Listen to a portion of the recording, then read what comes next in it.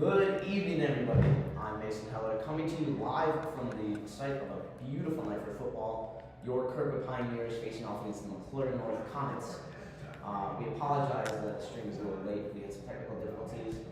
Kirkwood recovered the fumble on a opening kickoff and started from the McCluer North 25, bringing it home for an easy touchdown.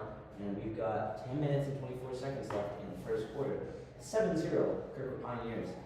Next to me is Owen Backer doing the play-by-play. Hello there. And it is a great night for football. We're excited to have you as we journey through this night of football. Yeah, let's see here. There's going to be a snap, and that we got a little bit of room, and that got a yard or two.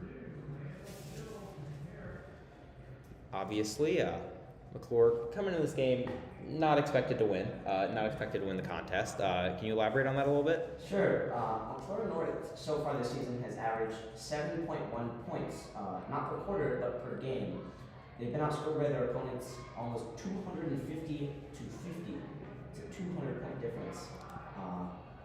Considerable difference. Last year, the Kirkwood Pioneers beat them, I believe, 65-0, and so far, McCluer North is 0-7 this year. Certainly not the strongest showing, but maybe we'll see a shocker. Handoff up the middle here. He's going to dance around the outside, and he is wrapped up by his ankle. He'll fall down at the 30. Hopefully he is okay. That looked like a bit of a awkward way to go down, but I think he's all right. He gets back up and goes back to the huddle. Number 11, Terrence Watson with the carry.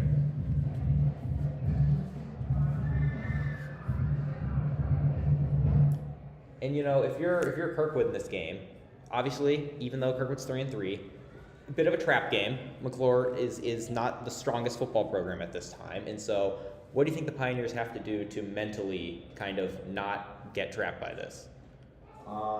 Capitalize on plays like that. Be willing to invest in the run game and use your power pieces. Oh, and that was a mistake right there. Yeah, big takedown on number 8. Number 9, Tyler Macon. That was a 9, my fault. Sometimes we get things wrong here from the commentary, but There you go. number 9, Tyler Macon taking out on play. Biggest thing, let's go over the keys to the game.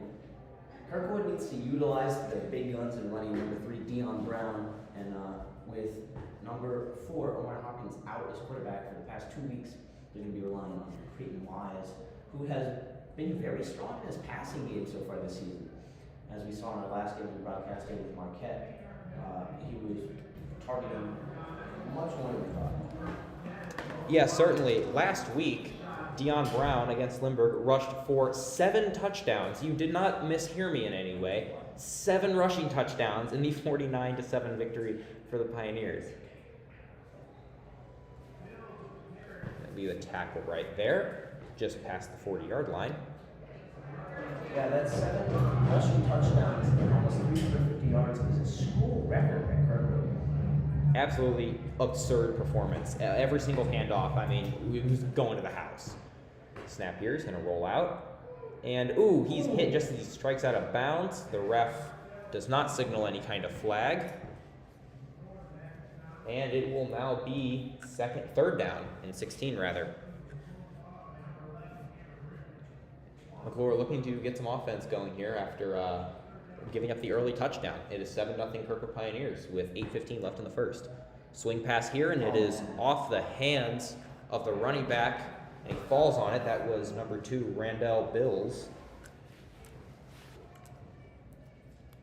And obviously, if you're Jerry Macklin, you are looking to capitalize on every single mistake that McCluer makes tonight. Certainly, that is one of the most important things a football team can do.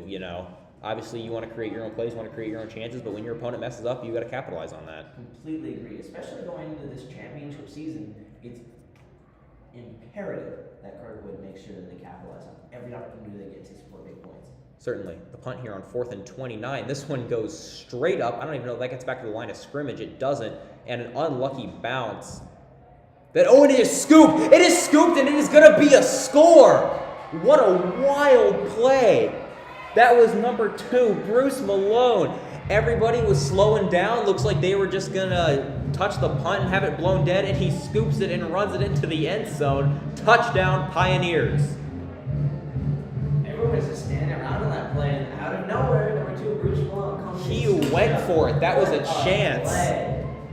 That was fantastic. Kirkwood capitalizes on yet another McCluer North mistake. It is 13-0. Kirkwood Pioneers 14-0, getting the extra point. That was an absolutely incredible play. That came out of nowhere. That caught every single person in this stadium by surprise.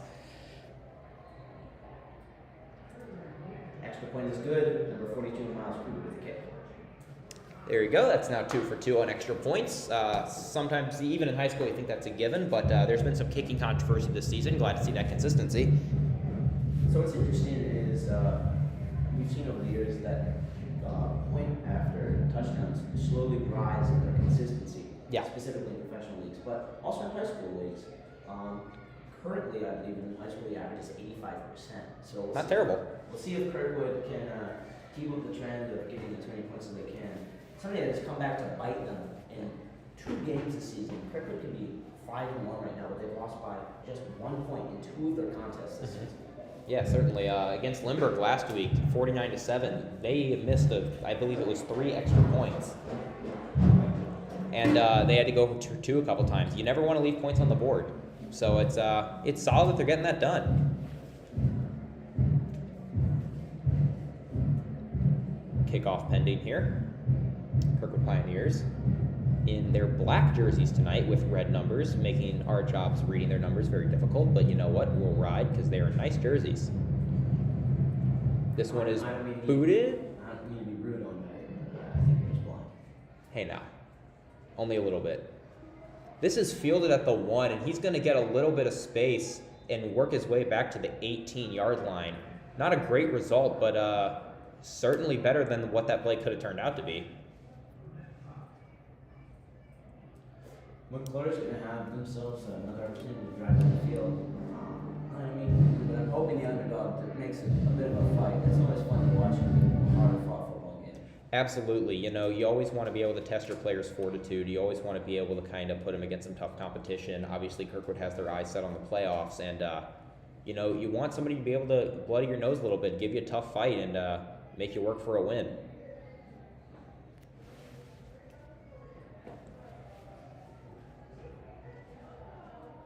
Ball is snapped, drops back to pass. He is pressured, and that is batted at the line, and it is caught. That is inexplicably caught. It's going to be a gain of about 2, but that was impressive. Number 9, Tyler Macon seems to be arguing with the ref. I don't think that's ever worked. Yeah, I don't agree with you on that. Let's see what the call is here. I do believe it is against Kirkwood. And Kirkwood will start walking back. The flag is on the Pioneers. Looks like a 15-yard penalty. You know, and in a game like this where obviously you're Kirkwood, you're expected to win, you really can't be taking penalties like that. You know, you have to be more disciplined than that. Penalty was roughing the passer, number 9, Tyler Macon. That's indisputable penalty to be taken in a game where you're expected to win. Certainly. Looks like the refs are talking here. Possibly a play clock issue. Just confirming a few things. And they blow the whistle, and we'll have some more football. Ball is snapped. Hand off to the outside, and he is wrapped up immediately. That was Jamari McKinney with the handoff, and he's going to lose a handful on that play. That went nowhere on the sweep. Number 61, Marcus Tatum, with a beautiful rush, got to the runner. And you see number 9, Tyler Macon, is setting up on the outside. It looks like they're trying to pressure the quarterback just in case he tries to move. Certainly, McCluer likes to do a lot of sweeps, a lot of outside plays, and you're seeing if you can get some pressure from the corners on the outside and contain them. Fake handoff there. Run to the left, and he's not even going to get back to the line of scrimmage. That's another loss. I would say McCluer has by far had more plays go for negative yards than positive yards at this point, right? Yeah, McCluer has net lost maybe 20 yards so far this game. I'm not exactly keeping track, but I would not be surprised if that is true. Snap here. Throws. That one is caught on the sideline. He'll gain a good little chunk there. Ooh, he takes out the down marker. Oh, poor guy. Poor chain gang. That was, once again, Namari McKinney with the reception. 7-yard gain there. Not terrible. It's going to be... He's still going to have 10 yards to go. It's 4th down and 10, but, those are the type of plays where, you figure out what works, you figure out what doesn't, and then you see if you can kind of replicate that little success more on in the game. Once again, they'll punt. They've had some trouble with the snap on these punts so far this game. We'll see what they do. That's another low one, but it'll get it off. That one's certainly a more fortuitous punt than last time. It'll take a good bounce and roll out of bounds at the 42-yard line. Kirkwood Pioneers offense will take over. Kirkwood will be in a good position here to utilize the running game. We'll see if number 3 Neil Brown gets on the field at all. You wonder, maybe they sit him in a game like this after working incredibly hard last week against the Flyers. You think, as your man, you're thinking, I do not want him to get injured like he did last year. Yeah, maybe not sit, but definitely think about, limited reps, limited carries. Dion, ironically, didn't even get the ball that much last game because they would hand it off to him, and then he would just immediately score on the first play. So, we'll see if he had a little bit of wear and tear. This is going to be a throw. It's going to be caught by Tyler Macon. He's streaking upfield. And, he's missed him. He's made a miss. He's at the 30. He's at the 20. He's at the 15. He's at the 10. He's at the 5. And he is tracked down. I believe that's going to be down at the 1-yard line. The Kirkwood players are signaling touchdown, but the refs don't think so. Oh, and they have signaled touchdown. That'll be a Kirkwood Pioneers touchdown. The first play of the drive, it was a little tiny slant route to Tyler Macon, and he turned upfield with the force of a fighter jet and scored the touchdown. Kirkwood so far has 3 plays and 3 touchdowns. Yeah, you almost think that this isn't ideal for Kirkwood in some situations. They want to be able to work out some kinks on offense, and they're really not able to do that right now. They've scored 3 times on 3 plays, and one of them was special teams. Yeah. If I'm Jerry Macklin, I'm really happy with what Kirkwood's doing right now, but again, you're playing against an 0-7 and 13. At what point do you put your second and third string guys in? Definitely at some point in the second half. And, this could be an important lesson, though, about humility. Obviously, Kirkwood on paper is a better team than McCluer, and they're, have a 21-0 lead right now. But, if you're Macklin, do you say, hey, look, we're 3-3. If we were playing a team like CBC, they might do this to us. So, don't get overconfident, don't get cocky, just play your game and see what you can do. I completely agree. I think that Kirkwood should continue to keep the pedal in the metal until it becomes, obvious that it's the... Certainly. Don't be a sore winner or anything like that. McCluer winning this game, while seems unlikely, I can assure you far, far more unlikely things have happened in the sport of football, especially at the high school level. So, there you go. We will sit here and we will see how the rest of this game goes. There's 5:49 left in the first quarter, 21-0 lead for the Pioneers. Set for the kickoff here.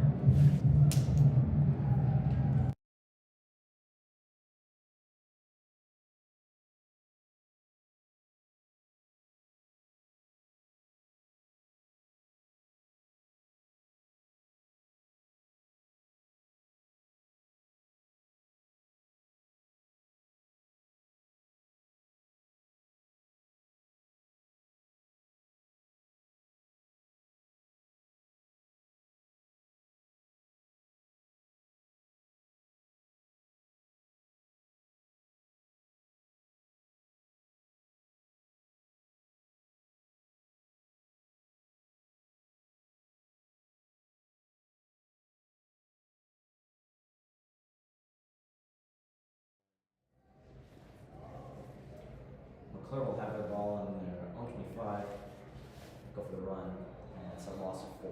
That play went absolutely nowhere. If I'm McCluer, I'm thinking I need to start throwing the long ball now because the run game has resulted in only losses so far. Yeah, obviously they like to run the ball. You got to think just do what works. They had a nice little 7-yard pass to end the last drive. See if you can stretch the defense out, focus on Kirkwood's weaknesses. And that play is intercepted. Cameron Richardson with the pick. Kirkwood is just eating this up. Absolutely, but again, it's that point we hammered earlier.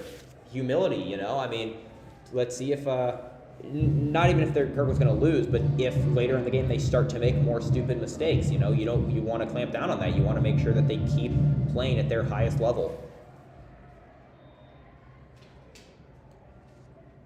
Kirkwood's offense will trot back onto the field here. Great field position. They are starting in the red zone at the 22-yard line. We'll see if this drive lasts longer than one play.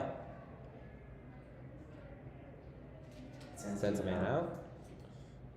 Snaps the ball. Creighton Wise with the pass. That is caught by Larry Robinson, and he is brought down at the 10-yard line. A nice little play there. Slant route. Catch, and he is brought down. Looks good.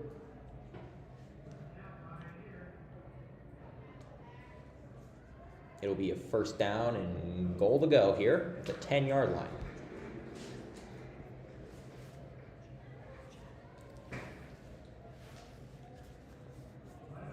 There's going to be a penalty called here.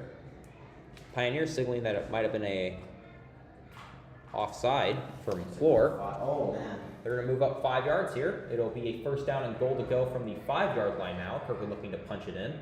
Kirkwood's going to probably utilize the running game here and move the Dion Brown.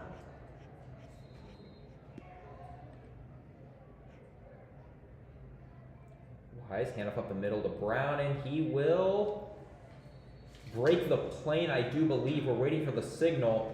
I will say touchdown. And the rest of the signal, no.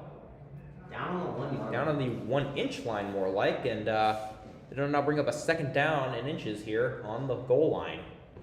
We'll see what Kirkwood does here. I mean, I assume you just hand it off up the middle to Dion, right? There's no reason to get a little too fancy here. I don't know if Dion does high jump, but he's going to have to jump over this. And there's going to be some movement. I do believe that false start's going to be on Kirkwood. And they'll march 5 yards back. Again, Kirkwood needs to be disciplined in this game. Absolutely. If you're wanting to work out the things that we've talked about, Kirkwood's issues specifically on offense, you cannot be sloppy in this game. Exactly. I mean, that 5-yard penalty on the goal line might not hurt you that much against McCluer, but it'll hurt you against somebody who might be playing in the playoffs. You got to eliminate those mistakes now. Completely agree. When Kirkwood was playing against Marquette, we saw almost 8 penalties for a combined 95 yards in Kirkwood. That's yardage you need to win games. There you go. Man sent in motion. The handoff up to Brown, and he is wumboed in the backfield. He will fall down to the 10-yard line, and it'll now be a third down. Kirkwood will be where this set of downs started here at the 10-yard line. A strong red zone defense performance by McCluer right here. McCluer's fighting tooth and nail here. Back against the wall. Number 17, Larry Robinson in the field. 3rd and 7 here.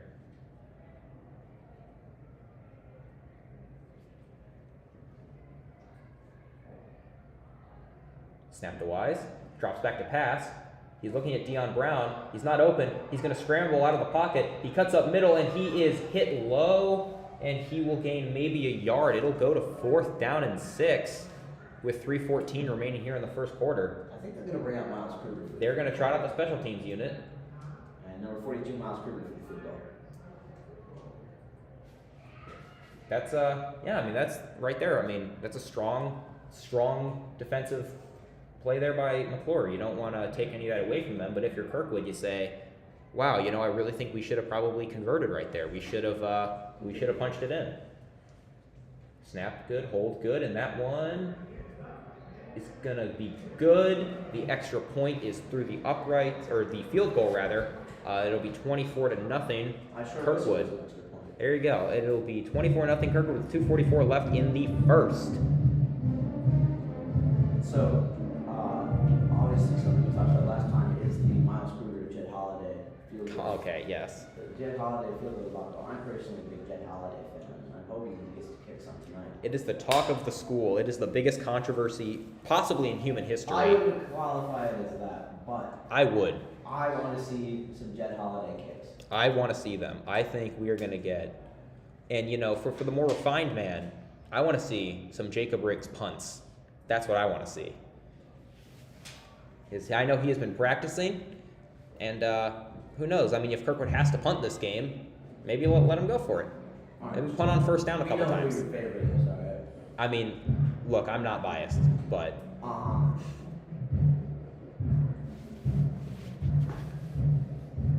Isaac Edwards, number 37 for Kirkwood, has some extremely drippy shoes.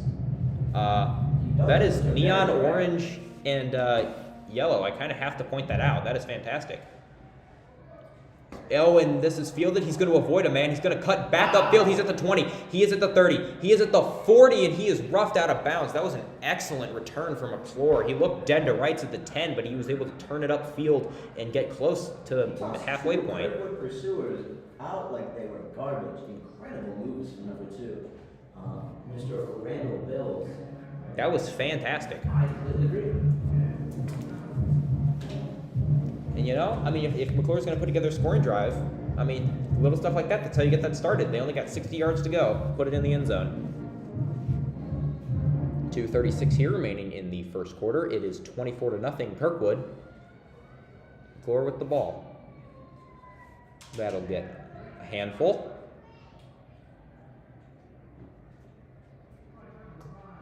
If you're McCluer, you know, you really don't think you're going to get lucky and bust open a big play and score. You really just got to methodically matriculate the ball downfield and see what you can, see what kind of offense you can produce. One of my favorite quotes of all time. Keep matriculating down the field. That ball was not matriculated, as I don't think he'll even get back to the line of scrimmage. It'll be a loss of 1 there on the carry, and it'll bring up. He got himself a 2-yarder. No, that'll be a 3rd down and 8.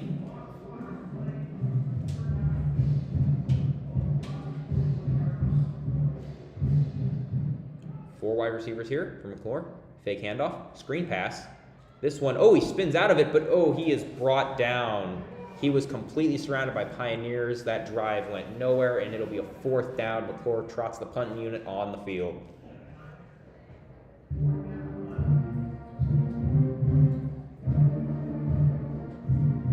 The Kirkwood High School band is popping off. And is that Dr. Michael Havner in a pink sweatshirt down there? That is also drip. That is fantastic. News of the school today, Dr. Mike Havner retiring at the end of this year after 29 years of service. So sad. He does look very good. It'll be a punt here, another low snap, but he'll get it off. And oh, that one is blocked! That is blocked, and it just scooped in.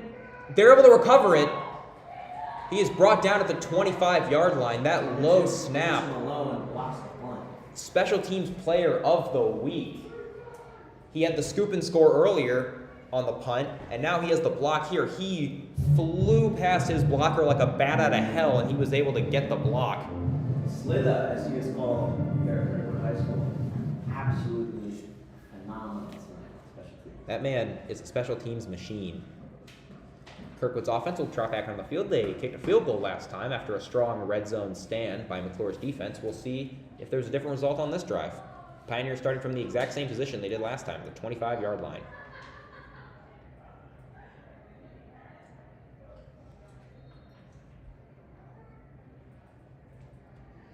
Creighton Wise, Deion Brown in the backfield, 3 wide receivers on his right. They're going to communicate with the sideline a little bit. They were very good at rapid play calling last week. They are. Ethan Yelvik, the tight end on the left here. Wise communicates with his lineman. Sends Brown to his right. A little bit of movement there. I do believe that's going to be a false start on Kirkwood. The second false start penalty we've seen from them this game. Fairly uncommon occurrence to this point. We haven't seen too much of that from the Pioneers this year. Now they've taken 2. I wonder if they have got some more complicated plays or complicated snap counts here.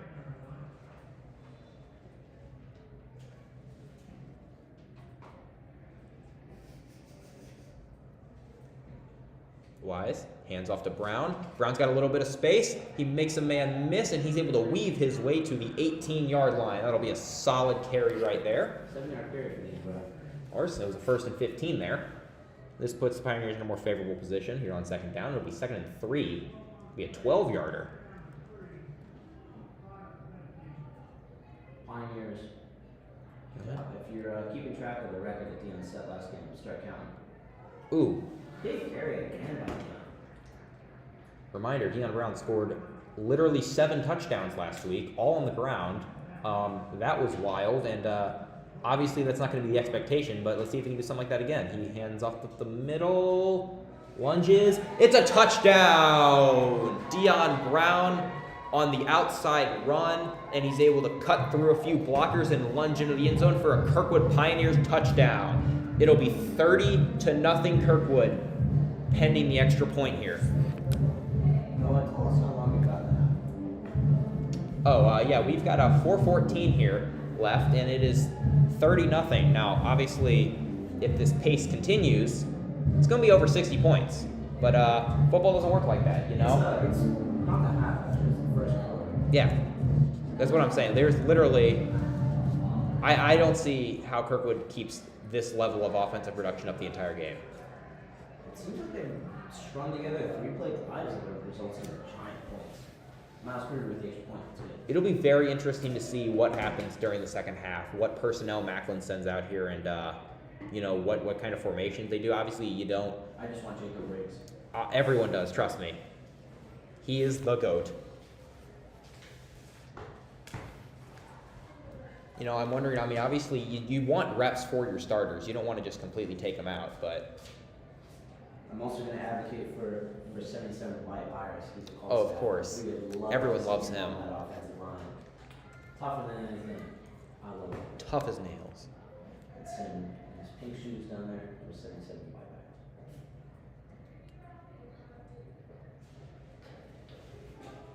Kirkwood will send out their kickoff team. And again, the shoots at number 37, Isaac Edwards. Absolutely flashing. I love him. That's incredible. We have seen some special teams, what I can only describe as tomfoolery this game. There's been some wacky plays. We'll see what happens here. I am expecting almost everything but a traditional kickoff.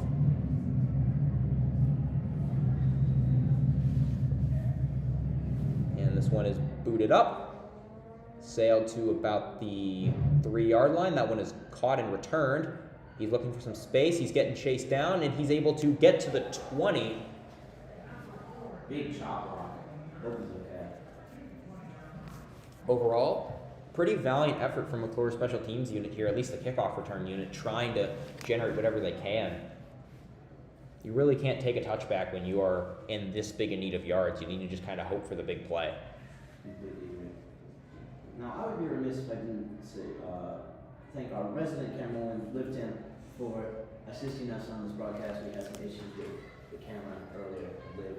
She came in clutch. Everything is going much better. Thank you, Alex. Oh, wow, there you go. Camera people don't speak. Everyone knows this.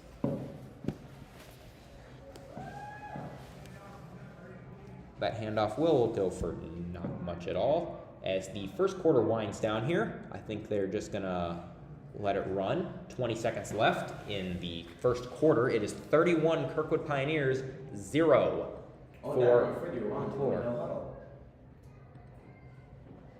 See what they do here. Looks like they are just going to wait it out.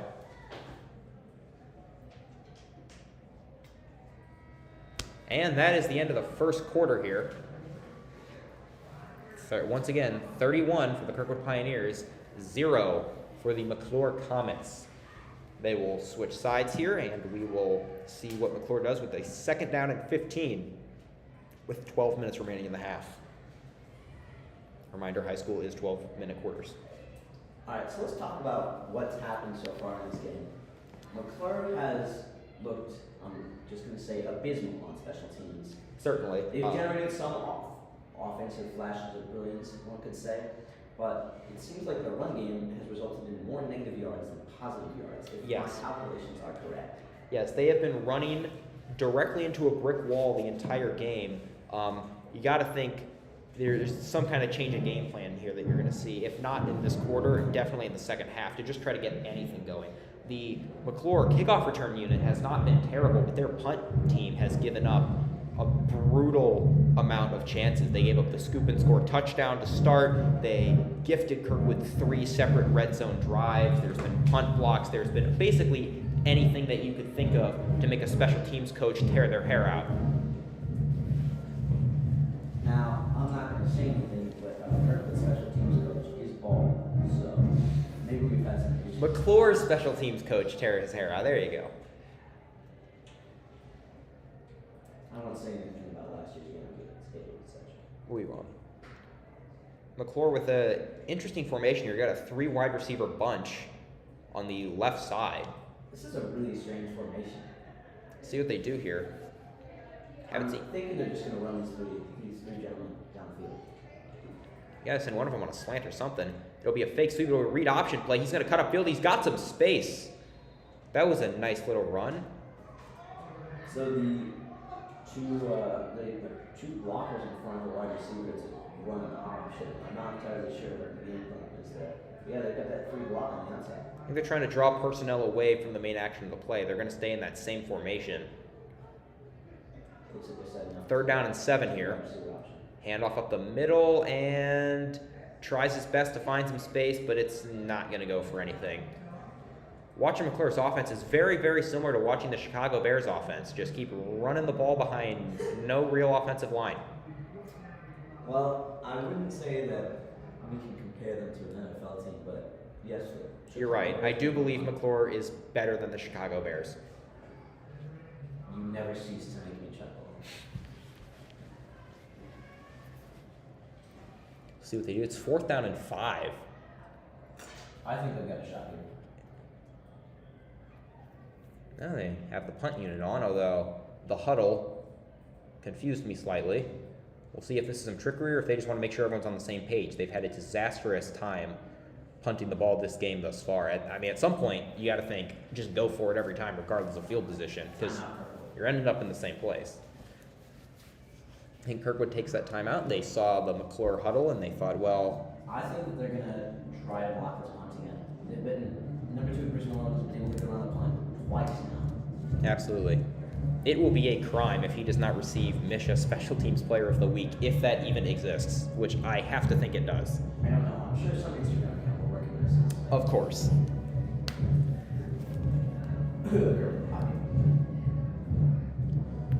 They do here. Tense huddle.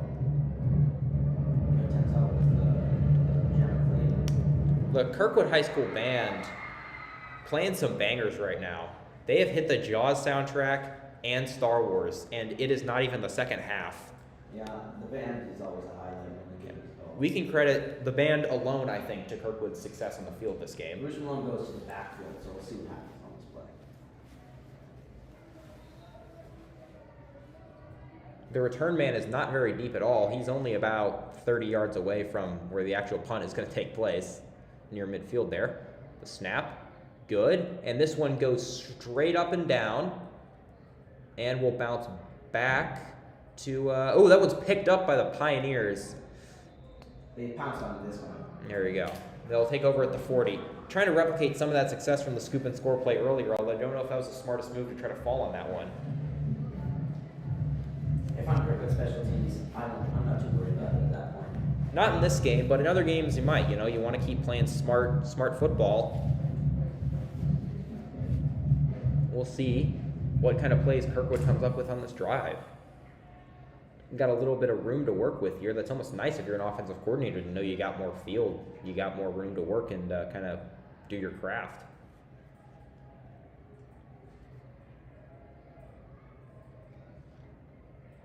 Wise will send Brown to his right. Snap to Wise. He's going to roll out, and he launches this one, and that is caught by Larry Robinson. A little toe tapper there. He was able to haul it in. That'll be a nice gain. I pity the sideline players who keep getting hit. We've had multiple instances of... All the players on the sidelines have acted as a virtual person net this game, but, you know, that's part of their job. If you look at the Kirkwood sideline, number 4, Omar Hopkins is calling plays given his injury. You know, it'll be a 2nd down and 1 here. 10:28 remaining in the second quarter. Handoff on the sweep to Brown, and he's got a little bit of space, and he is brought down by 2 separate McCluer Comets, but it will be enough at first. Moving the chains. There you go. That's important. It's not everything's going to be a big play. Sometimes you just got to look at your situation and say, let's get the first down.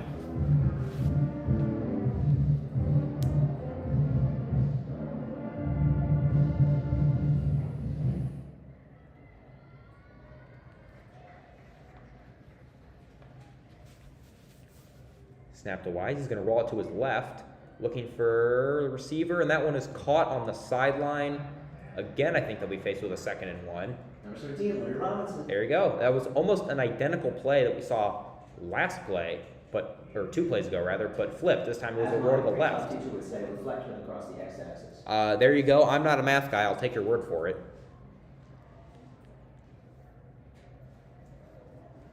2nd down and 2 here. They won't quite give them the same yardage.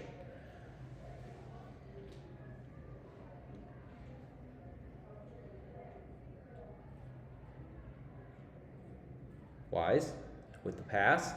That one is caught on the screen, and he will fall forward. I don't know if he got it. Tyler Macon with that 60-plus yard screen, 70-plus yard screen pass or slant pass touchdown earlier in the game. But on that one, didn't quite have the same success. They'll lose yards. It'll be a 3rd down and 4 for the Pioneers, with 9:31 remaining in the 2nd quarter, clock running. Wise in the gun. Takes a snap. Drops back, going through his reads. He's got receivers wide. Pressure a little bit. He's going to throw this one that is bad. I believe his arm was hit at the line, and that pass falls harmlessly aside. It'll be a 4th down and 4. We'll see what the Pioneers do here. Looking to the sideline, I think they will keep their offense out. It's in that awkward range where it's too short to punt, but obviously a little bit too far to kick a field goal.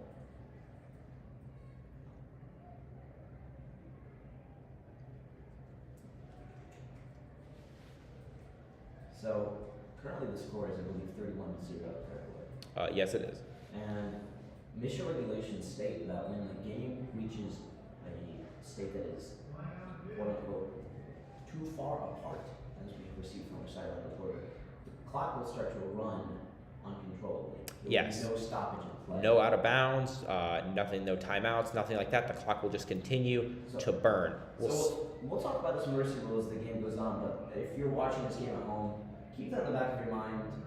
If Kirkwood starts to run up the score, it might not be that they're sore winners, it might be that they're trying to get away out of this football game as fast as possible. Yeah, there you go.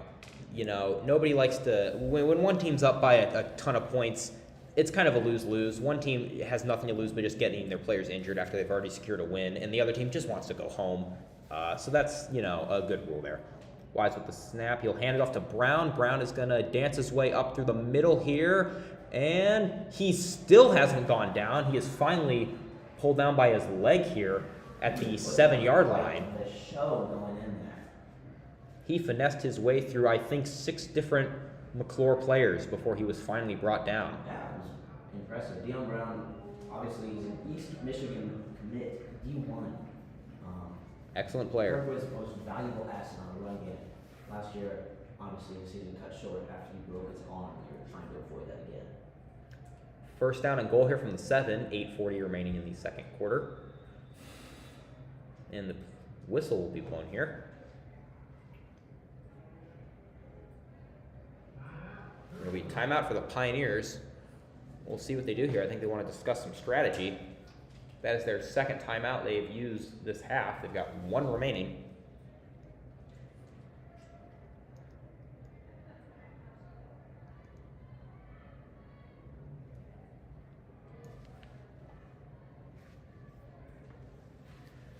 Clearly getting a little water break, discussing some strategy. It is no longer hot enough outside for them to do the mandatory water breaks that we saw earlier in the season. This is the coldest game Kirkwood has played. 65, a little bit of chill.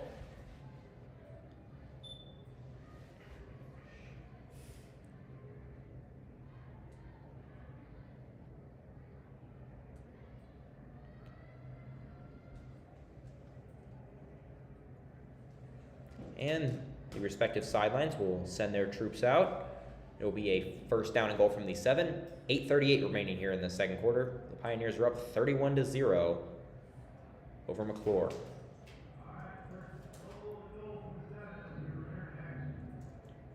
The refs give the go-ahead. Wise in the backfield with Brown. Got 2 wide receivers on his left. Sends a man in motion. This one is flipped to the receiver on a sweep, and that will lose yards. Pioneers dipping into the playbook here.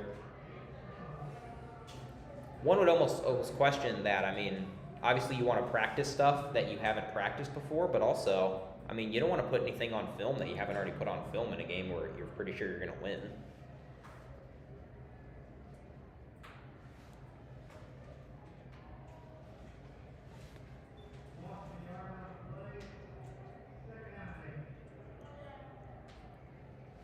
Second down and goal here from the 8-yard line. Same personnel out here. Wise in the gun. Brown to his right. Send a man in motion once again. Fake. Toss to the end zone, and that one is caught, and that'll be a Kirkwood Pioneers touchdown. There you go. That was a nice little slant route. He boxed out the defender, and he was able to catch that one right in the chest and score. Fantastic play there. Now the clock is going to start running because we've got a 35-point gap. So Yes. mission regulations state that in 11-man football, when the difference in the first half reaches 35 points more, the clock is going to run indefinitely. Yes. So it's not running yet here in Kirkwood, Missouri, but we'll see what happens. It is currently 37-zip for the Pioneers. I'm not sure if the people who are 38 running zip. the clock are aware of that rule, but I think it might start happening. What's the score on that? It is currently 38-0 for the Kirkwood Pioneers after the good extra point. Yeah, I think that we're gonna. Oh, it's after the first half. I apologize. I'm reading the mission regulations right now. I never thought to do this. I love reading mission regulations. It's like my favorite after-school activity. I'm sure it is because we're currently in a football booth commentating. So That is fair. Okay. Miles Kruger has had some solid kickoffs here. He is 5 for 5 on extra points and has also kicked a nice field goal through. That's some nice consistency for a Kirkwood kicking team. he's doing better than my fantasy kicker. So There you go. Who is your fantasy kicker? I have Nick Folk. That's not ideal. All right. Yeah, he plays for the Patriots. So There you go. I would also love to have number 2, Bruce Malone, on my fantasy team because he has come up big with some scoop and go touchdowns. There you go. He's come up with multiple block punts. All of those are big fantasy points. I don't care. Special teams god, Bruce Malone. I'm sure a lot of you at home have no clue what I'm talking about, but Bruce Malone is having a solid game if you can translate it in any way, shape, or form. Certainly, there aren't 2 phases of football. There are 3, offense, defense, and special teams. And people sometimes forget that, but a good special teams unit can really set you above the rest, not just in kicking, but in kickoffs, punt return, all that. Speaking of, this play will be booted out of bound, or out of the back of the end zone, rather. That's going to be a touchback. The first one for Miles Kruger this game. And Kirkwood's defense will go out on the field.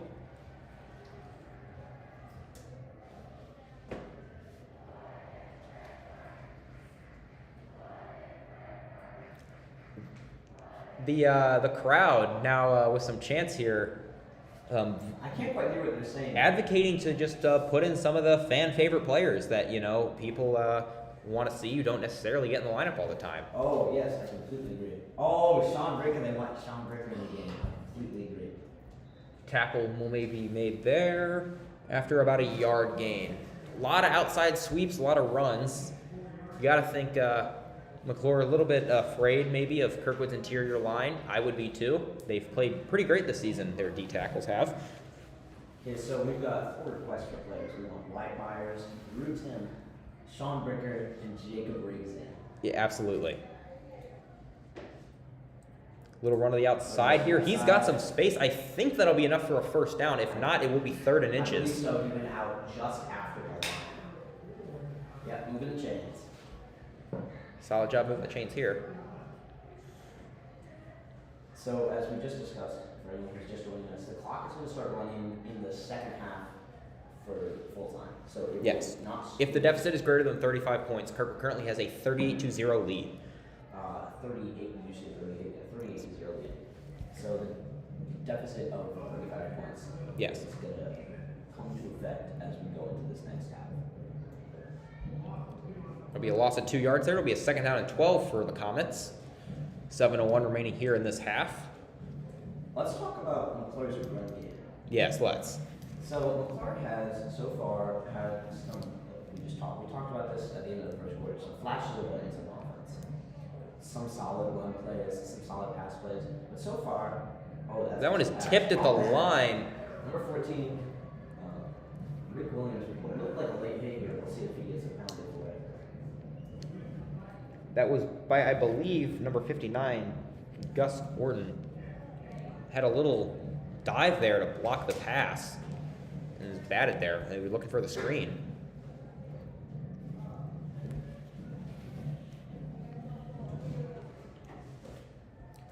Rolls out to his right. That's a pitch and catch there. It is a complete pass, but it will be a loss of yards there. He hit his receiver, number 3, Andre Bobo, in the flat. And it was going to be a no gain at best. It's now 4th down and 12, and McCluer will once again send their punt team out. McCluer's punt team's had some difficulty so far. I don't think any of their kicks have gone over 30 yards. I don't think so either. And the ones that have bounced and gone back the other direction. Bruce Malone with a scoop and go touchdown earlier in the game. Very, very hype. And you gotta. Oh, the snap here is low again. Oh, and that one is. What an absolutely athletic play by the punter. He ducked under a block and was able to run to the right, jump and punt it away. That is the definition of staying alive. That was a great kick. I'm going to praise this McCluer punter for the rest of the night because that was quite. There are not too many punter highlights, but when there's a punter highlight, it's a punter highlight. That was fantastic. Number 9, Tyler Macon going in for the block and got right out of the way, put it up in the air. You got to respect the mental toughness, the love for the game of football, and the tenacity of these McCluer players to, quite frankly, get bodied, for the season and love the game. You go out there, you play, you put in all the work, you put in all the practice, and you don't necessarily get the reward of winning, but you do get the reward of being part of that. This one's a fumble off the snap, and they're able to fall on it. And Kirkwood will immediately have to send their defensive unit back onto the field. If I'm Kirkwood's offensive coordinator, I am ripping my hair out right now. And it seems like Kirkwood has an issue with all offensive coordinators. There you go. Difficult play, obviously unfortunate. Plays like that are going to happen, but you really don't like to see that. This is the first time this game McCluer's been on the opposite side of the 50. A roll out to the left here, and he just dives through the defender, maybe to get back to the line of scrimmage. It'll be 2nd down and 10. This has probably been McCluer's best chance to produce some offense this game. Completely agree. Let's hope that they turn up something. At least stress test Kirkwood's defense a little bit. You want that just for the sake of both teams. I'm here for football. I'm not here for Kirkwood to beat down. Snap. Fake handoff here. It'll be a read, and he's going to cut up the middle. It'll be a nice little chunk of yards there. We'll see what the referees indicate. He's going to give himself a nice 10-yard chip for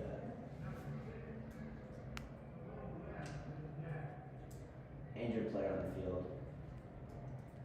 It is for McCluer. You obviously you hate to see that. This is a contact sport, but you never ever want to see somebody go down. We can only hope he's okay. I believe it was the ball carrier. We will take a slight break here.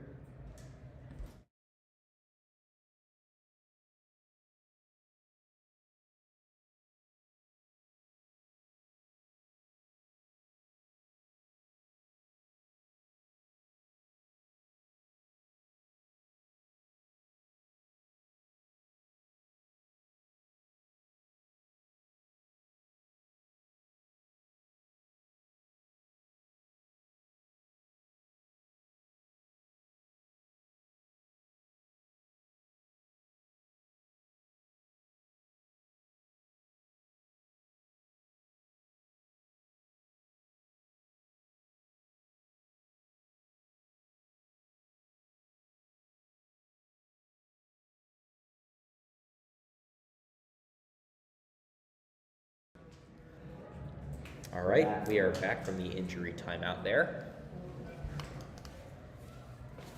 That penalty was on McCluer. They'll get pushed back to the opposite side of the 50. It is 2nd down and 19 here. QB keeper, he's going to run to the right, and he is brought down after a decent game. That is a new quarterback in for McCluer, number 11, Terrence Watson. He was listed as a wide receiver. There was an injury, obviously, on the last play.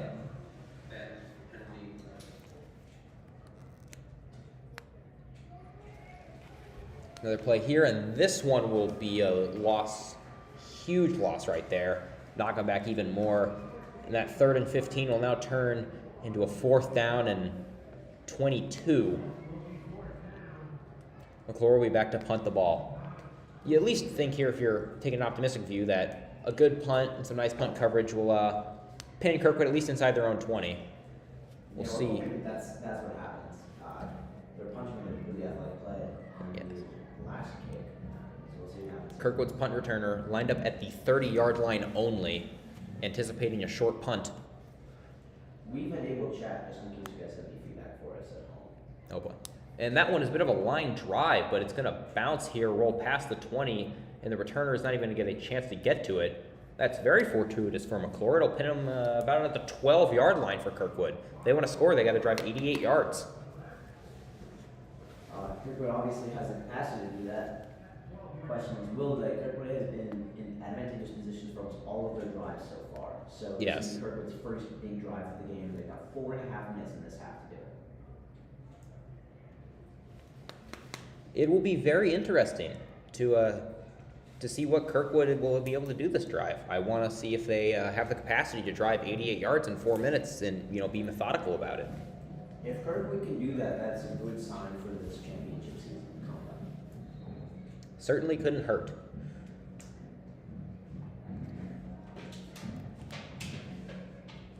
Kirkwood will shift around their personnel here. Got a tight bunch here. Snap, handoff. And that one doesn't really go anywhere. That was a handoff to Dion Brown. Lucky to get back to the line of scrimmage. A late flag is thrown. See if there was some after the whistle action here. A lot of that type of action ends up being big yardage and penalties. So we'll see what happens over the conference.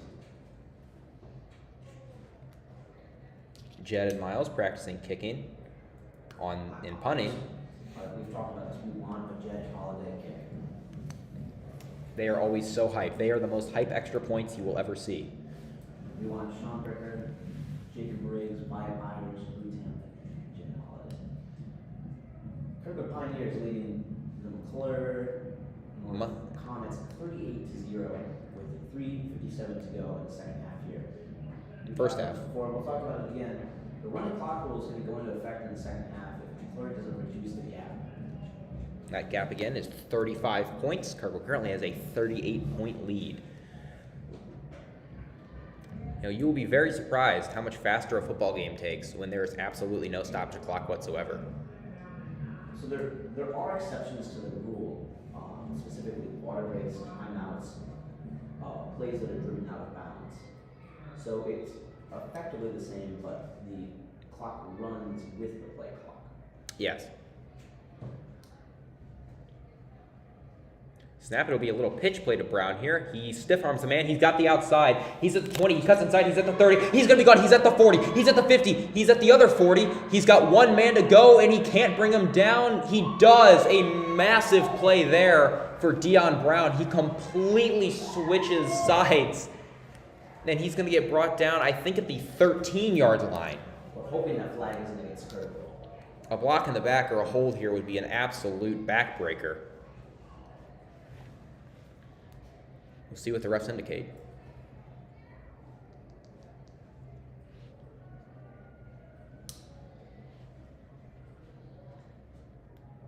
It'll be a hold on the Pioneers. Wow. That's Kirkwood's going back after a brutal 7-yard run by Dion Brown, and they're going to have to go back to what looks like the 30, if I'm not mistaken.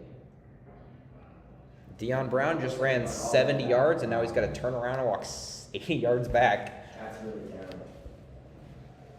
Very unfortunate for the Pioneers. Don't like to see that at all.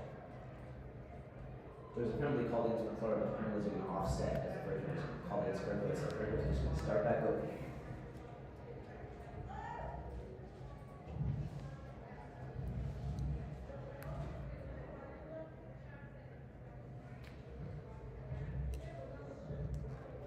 Wise looking to the sideline.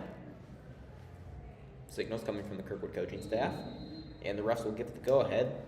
It is now a 2nd down and 9 for the Pioneers on their own 13-yard line.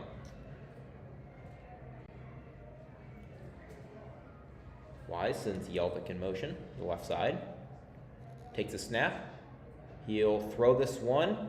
That is caught by Jaden Sloan on the screen. Oh, and he's got room to run. He's at the 50. He is at the 40. He pushes a man, and he is out of bounds at the 34-yard line.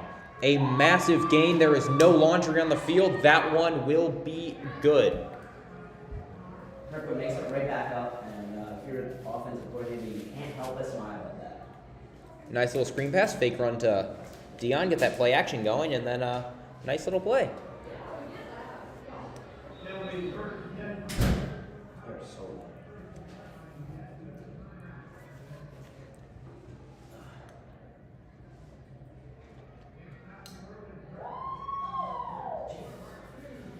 There is some hype here.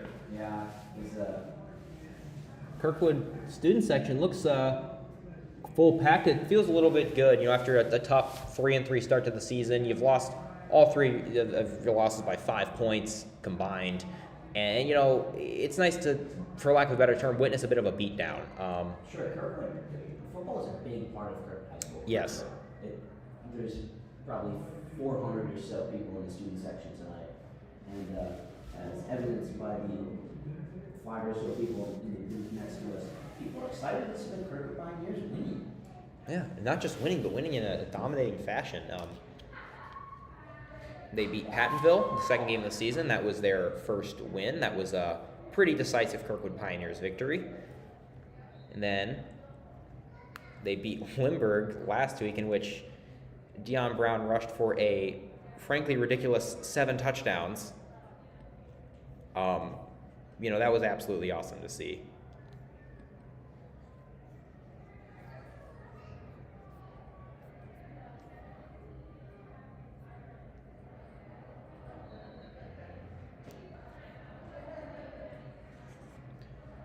Pioneers here. Send a man in motion. That's Jaden Sloan. Snap to Wise, a little bit low. Fake handoff, and he's pressured, and he is brought down in the backfield.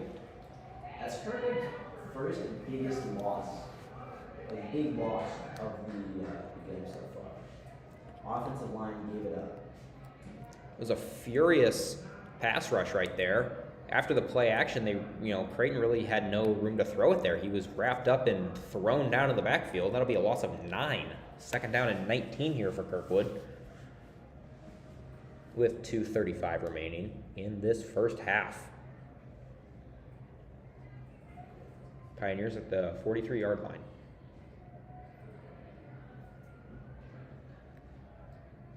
Man send motion, fake pitch, screen pass here. That ball is caught, and he rumbles forward, and that will be a nice little gain there. That was Number 10, Nathan. Number 80, Nathan Maxson. It's a sophomore on the field. Kirkwood clearly switched on personnel a little bit here. Alex Ludbrook runs onto the field. Looks like they're putting the second stringers in as they have such a wide lead.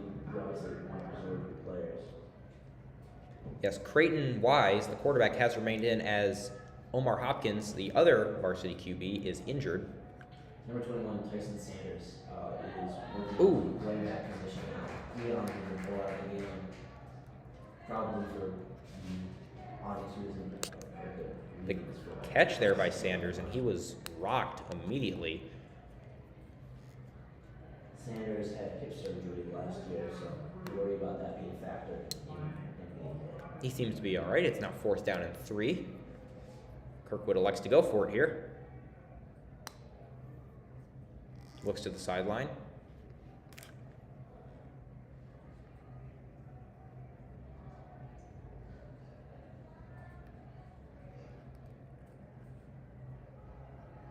Snap, handoff, and I believe that will be enough for a first down. We'll wait for the spot.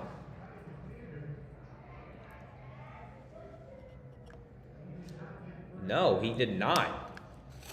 He needed 3 yards and got about 2.5. So, does Kirkwood go for it, or did they? Kirkwood has gone for it, and now the personnel will switch. There's a minute left here in this first half. Oh, I'm blind. So turnover on downs are good. About a minute left here.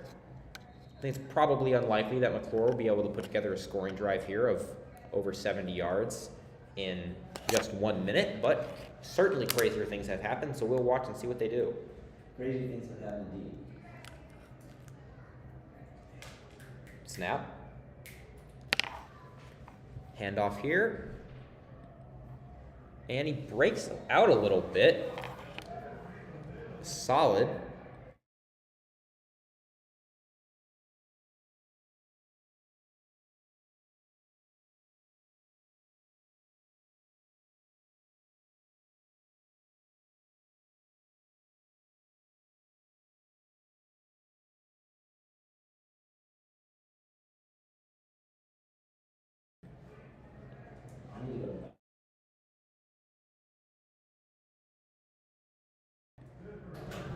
We are back here. First down and 10 rather. They move the chains. The clock is running. 42 seconds left here. McCluer with 2 timeouts. They're not going to elect to use those. Snap here. It's a fumble. He's able to get the ball off to his running back. He's able to dance forward a little bit and maybe make it past the line of scrimmage. McCluer's had a lot of issues tonight, but I do believe their biggest one might have been their ability to snap a football. Almost every snap has been a little bit low, a little bit high, and it's just been very, very difficult for their punters, for their quarterback to be able to generate anything when you're constantly having to dive for the football.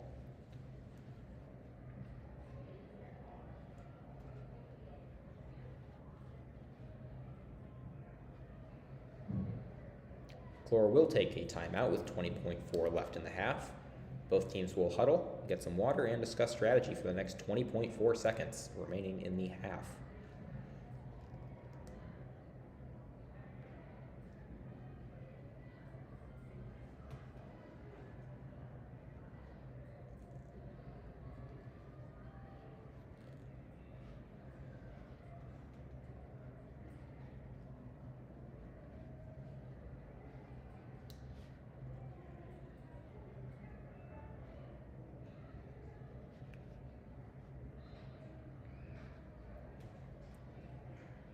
Pioneers defense ready here.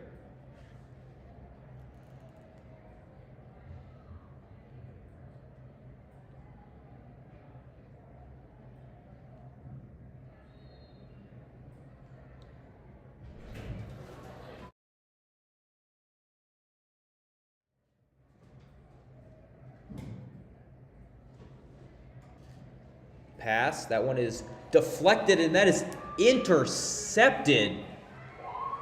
He ran a curl route through the ball, and the Pioneers defense pounced on that. They'll have 15 seconds here to try to put something on the board. Bruce Malone with the interception there. Excellent game for him. Yeah, Kirkwood's really phenomenal this game. I believe that he's recovered 2 now. He's recovered a fumble. He's recovered an interception. He's got a scoop and go touchdown. He's got a blocked punt.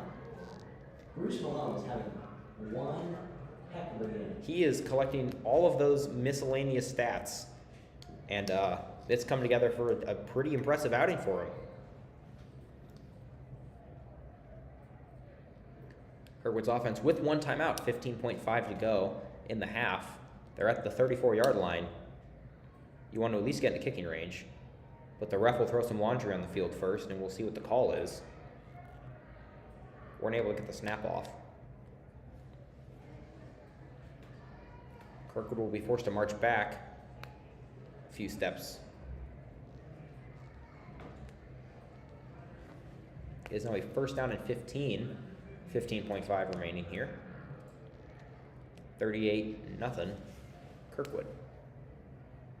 Snap to Wise, drops back to pass. He's going to scramble forward, and he launches this one deep to the end zone. Touchdown, Pioneers! The number 9, Tyler Macon, with the reception, leaped into the end zone and caught it beautifully like he was Lynn Swan. That'll be a Pioneers touchdown. 7.5 remaining to go in the first half. And now that running clock rule is going to most definitely take effect in the second half. We're just going to have 24 minutes of pure football. Indeed.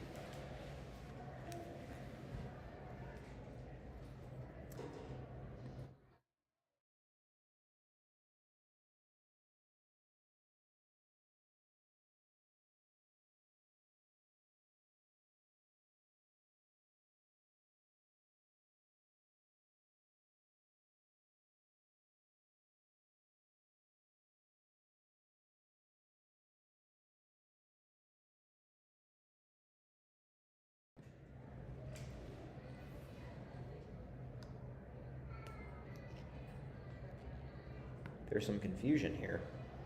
I'll have to clarify. There'll be an unsportsmanlike conduct penalty on the Pioneers. Haven't seen that one this season. So the score will count. Kirkwood now up 44-0 over McCluer. That will be enforced on the kickoff, I believe. Unsportsmanlike after the play, so it does not affect that touchdown. Snap good, hold good, kick good. Miles Kruger, 6 for 6 tonight. There you go. It'll be 45-0 for the Kirkwood Pioneers here. McCluer really just wants to have this game, but at least this half over with. That touchdown they gave up at the end, they call the timeout. McCluer was looking for some offense. Instead, they throw the interception. They give Kirkwood a shot at the end zone, and they take it. Just adds to the Pioneers' lead.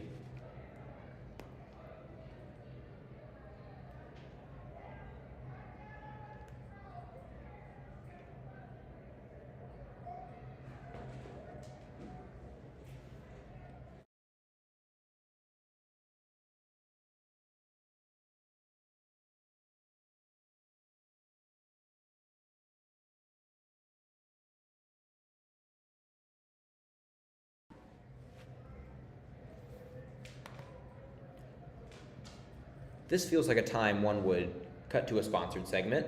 We are in high school, we have no sponsor. So I'm going to shout out KirkwoodCall.com. Absolutely banging articles go on KirkwoodCall.com. Look it up. It is the best website that humankind has ever manufactured. Highly recommend it. Kirkwood will be kicking the ball off 15 yards back due to the unsportsmanlike conduct penalty that was sustained on that last touchdown. Best hopes for McCluer is that maybe they can get a kick return touchdown with the better field advantage here.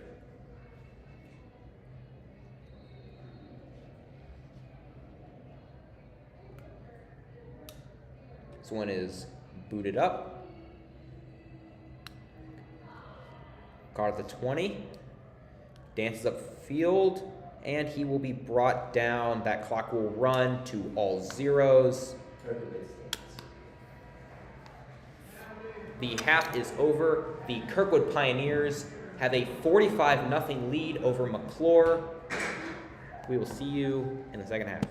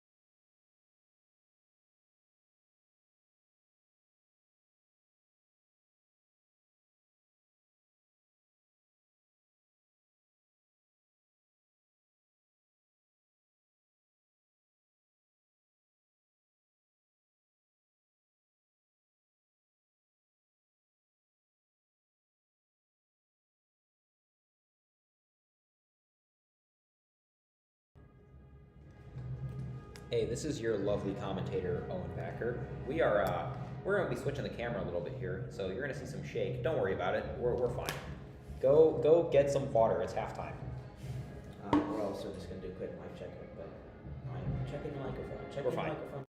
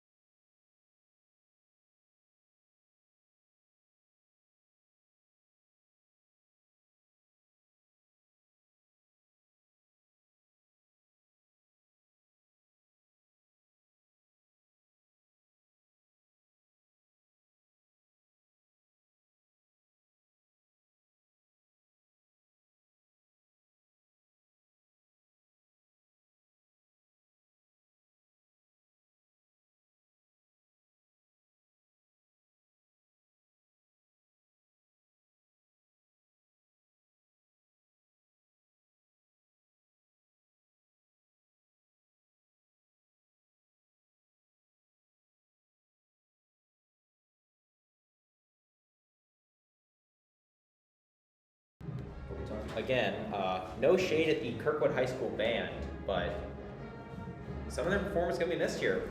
This is halftime. It is the time to mess with technical stuff.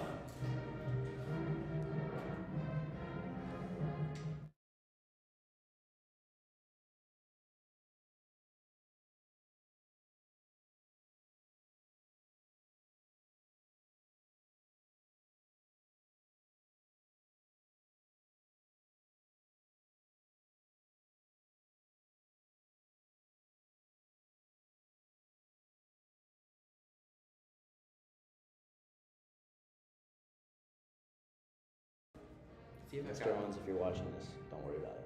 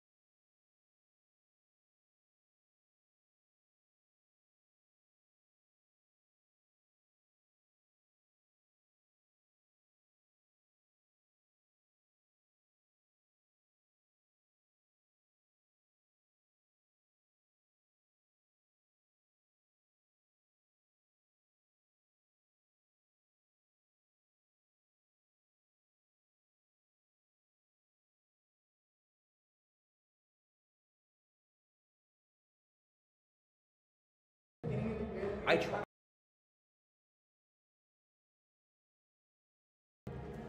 Coming back to you from the booth here. Camera should be fixed now. Enjoy the halftime show.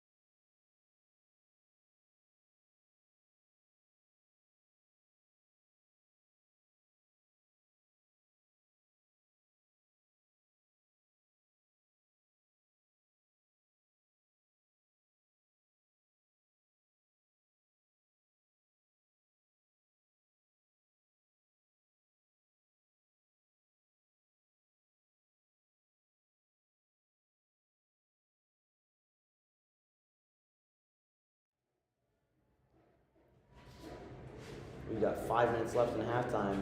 What's your final score prediction for this game? I'm talking to the mic on back. My final score prediction for this game is approximately 57-0. That's fair. So we've got 4.5 minutes left in halftime. If you're up getting snacks, up getting water, get back to your seats because it's almost time for Kirkwood Pioneers football.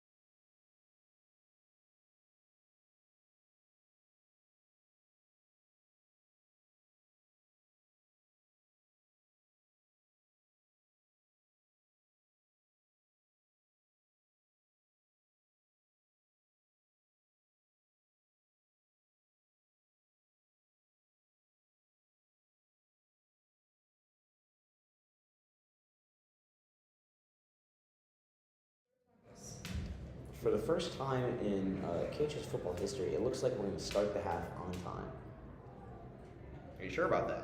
Yeah, we got 2 minutes left. So Kirkwood 45, McCluer North 0. So the record of points scored against McCluer North this season is 49. We're going to have a running clock here in the second half. So Kirkwood, we'll see if they try to rack up the score, but I'm thinking we're going to get some Sean Breaker playing time.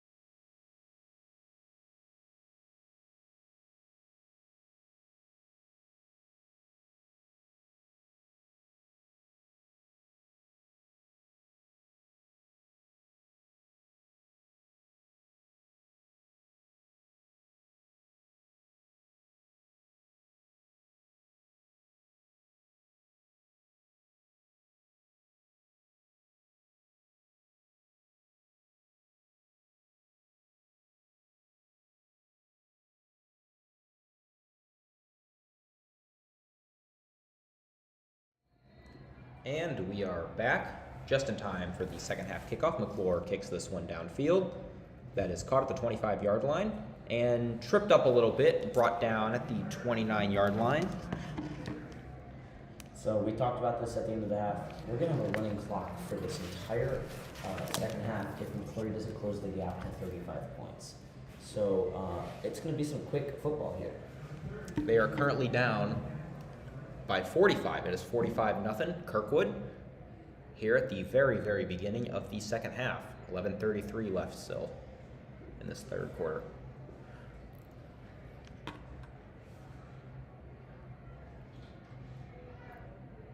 Pioneers will start on offense.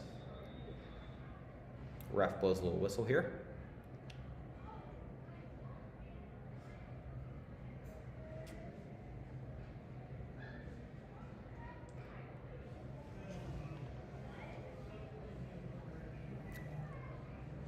And the Pioneers will walk back. First down and 10. Ball snapped, handoff, looks for the outside, can't get there, and he is brought down. It was a first and 15, my apologies. Now it'll be a second down and 14.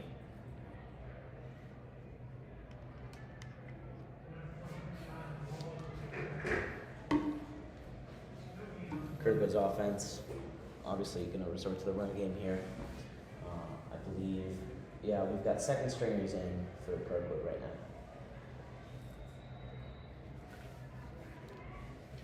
Due to the injury to quarterback Omar Hopkins 2 weeks ago, Coach Macklin has resorted to putting in number 29 Owen Neslage at quarterback, the underclassman. These will be his first reps of the season at the quarterback position. It looks like Creighton Wise will be out for the rest of the game. No injury, but Kirkwood just has their second string personnel in. Handoff. Nope. He's going to throw this one to Larry Robinson. He's got a little bit of room, and it's going to be a solid game there. Fan favorite Wyatt Byers in for a play there. Everybody loves him. 4th down and 7 for the Pioneers, and the punt unit will come on. With Kirkwood's second stringers all in the game, and McCluer potentially making some adjustments at halftime, I think we'll see a lot more low scoring, a lot closer second half than we saw in the first. Completely agreed. Looks like Kirkwood's putting their sophomores in. We saw a couple of them trickle in at the end of the first half, and Kirkwood definitely got their underclassmen on this. Jed Holliday with a kick. Oh, it's great. I'd love to see Jed kick. Scooped up by number 7. Oh, McCluer is going to the house with this one. That'll be a touchdown for McCluer, their first of the game. A puzzling series of events there. Kirkwood's first punt of the game had some decent hang time, bounced. Everybody kind of just gave up on it, and it was a very similar way how the Pioneers scored their second touchdown of the game. A guy just came in out of nowhere, picked up the punt, and was gone. It is now 45-6 for the Pioneers, pending the extra point. That was Kirkwood's first punt of the game, and it did not go well for them. You got to think this will be brought up at practice. Don't like to see that. Obviously, don't blame Holiday for that issue there, but poor special team response from the second teamers. Oh, and these 2 points broke out. They went for it on 2, or went for 2 rather, and it'll be no good there. 45-6 Kirkwood. So the deficit is now reduced to 39 points. McCluer's going to need 4 more points to stop the clock, but we're currently on 1 clock rules. Clock does stop, however, after scores, so it is frozen at 9:16 as McCluer is set to kick the ball off after that touchdown. These are important reps for the Pioneers' second stringers and even third stringers. They have not gotten much playing time. Kirkwood has not had a comfortable enough lead this season to confidently put in sophomores, but now they have.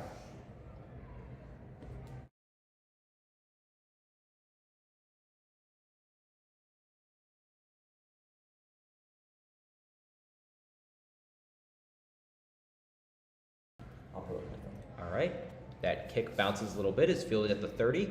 He's going to run back. He's got a little bit of room if he can outrun a guy.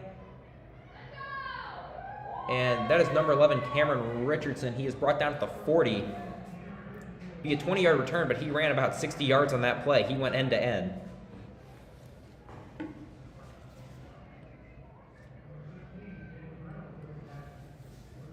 Pioneers will take over on offense. They went 3 and out on the previous drive.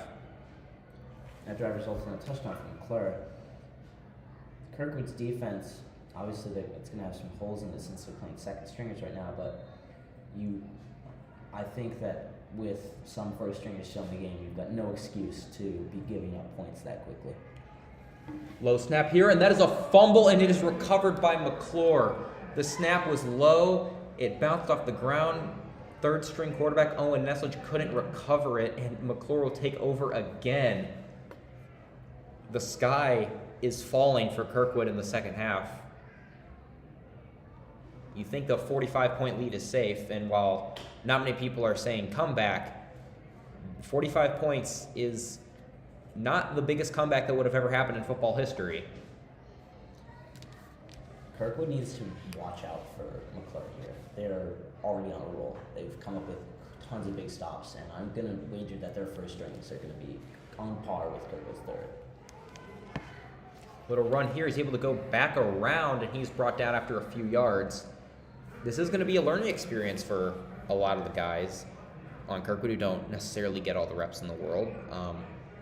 You'd like to see a bit of a better showing from Kirkwood's offense in the second half than what they've put out so far, but I'm sure that there will be adjustments made. Already 7:22 left in this third quarter here. Ball is snapped, handoff up the middle. He'll charge ahead for a few yards. That is number 2, Randall Bills.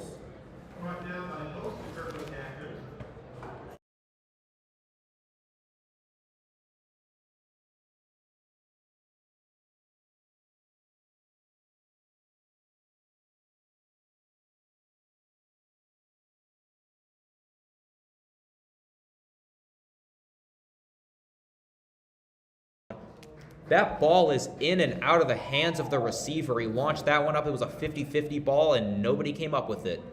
Clock is once again still running per Misha Mercy rules. There is 6:38 left in this third quarter. Pioneers with a 39-point lead over McCluer. I think the will be surprised how quickly this football game is going to go by with a running clock. Now, Kirkwood's got, again, their third string defense in, so McCluer obviously has a shot to get back in this game. If not to get back in the game, at least to put in a good showing. It's 4th and 6 here. McCluer will be going for it. Ball is snapped. Sweep. Cuts up the middle. He's got the first down and a little tad more. It'll be a good first down for McCluer, and they have marched into Kirkwood's red zone.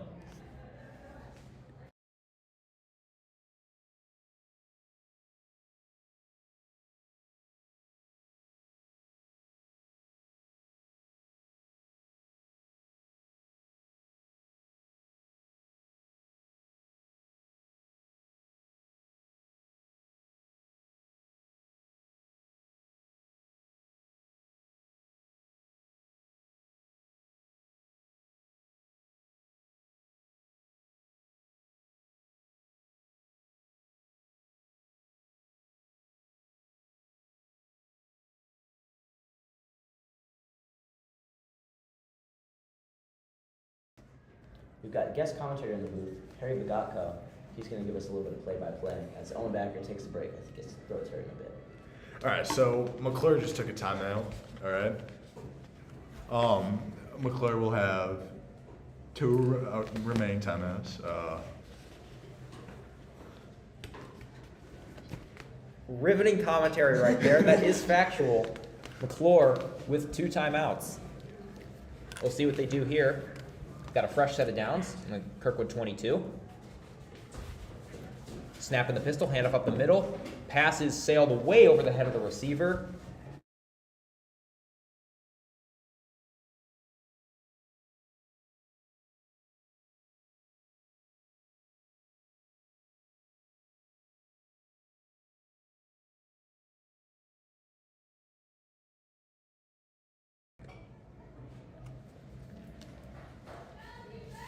McCluer with the fresh of the downs, unable to generate anything on the last play. That run game again coming back to bite them.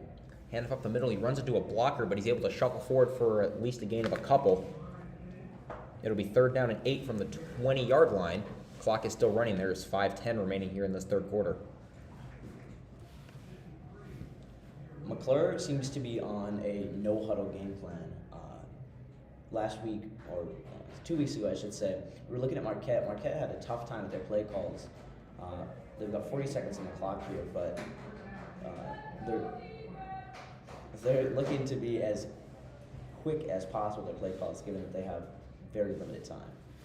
Certainly with the running clock, yes, you want to be able to get some positive reps in here for your starters. 3rd down and 8, ball on the 20-yard line, sends a man in motion, snaps the ball. He's looking, it's going to be a short little pass, and that one is broken up. It'll be now a 4th down and 8. We'll see what they do here. I imagine they didn't try for the extra point earlier. I'm not sure what their kicking situation is, but I would imagine that McCluer is going to go for it here, and it looks like they will. Pioneers looking for a big stop. Cameron Richardson with stopping the last play. Snap. Looking. He's pressured immediately, and he goes down. That is a huge sack on 4th down, and the Kirkwood Pioneers will take over on downs. With decent field position, I think it'll be a little past the 30 call at the 32-yard line.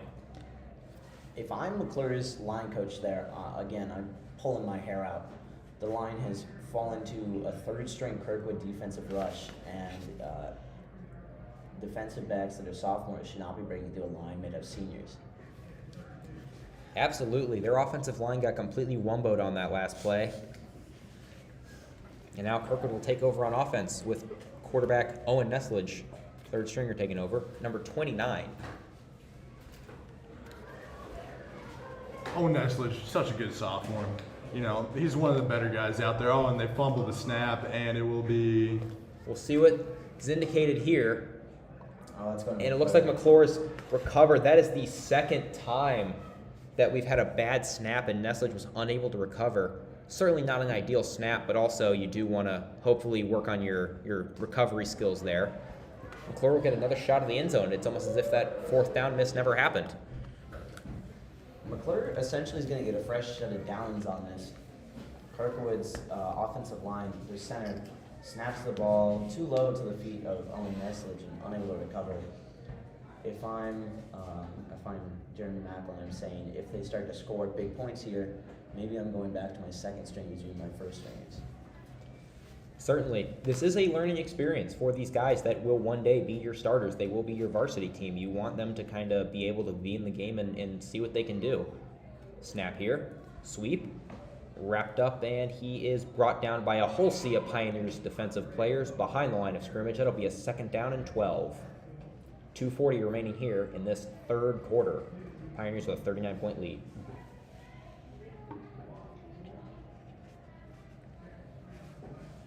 Kirkwood's got an opportunity here to make up for their mistakes. See if they can force a turnover. They had 3 turnovers recovered in the first half, 3 of which were by Bruce Malone. All 3. He's had himself quite a game, but he's out of the game right now. Pass here, and that sails over the head of the receiver. Number 11 there. Terrence Watson. Number 11, Terrence Watson, targeting the play.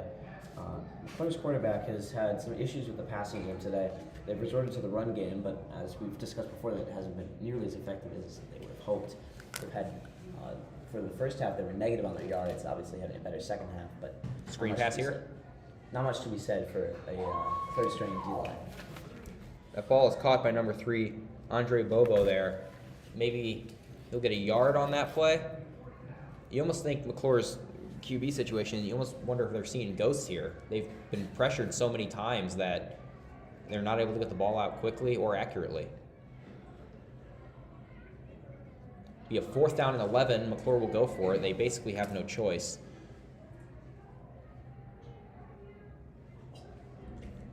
Oh, that was a long ball, and it sailed just over the head of the receiver. He had the corners dead to rights, but the ball is overthrown.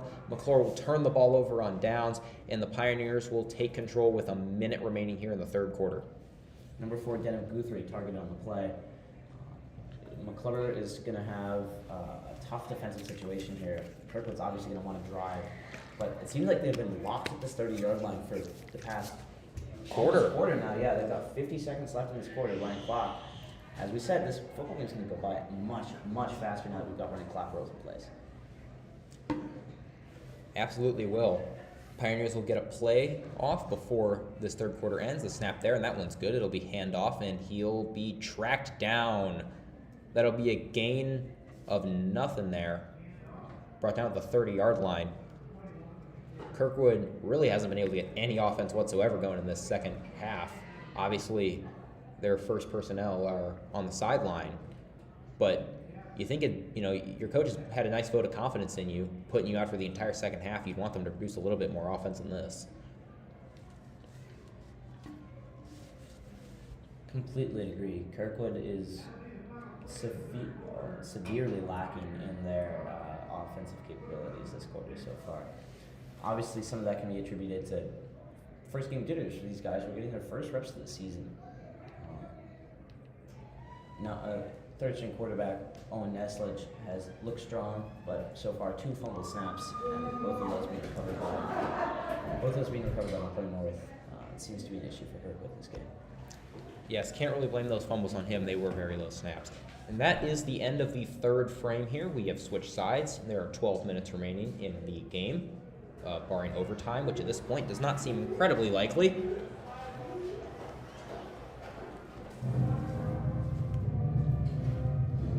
Some discussion on the sideline as the Kirkwood High School band decides to go off.